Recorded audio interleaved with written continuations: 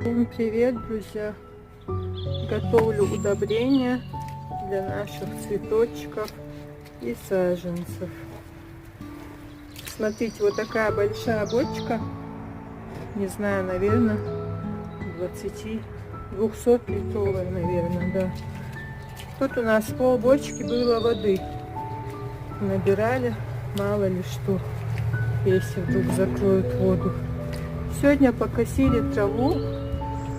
Я ее положила сюда.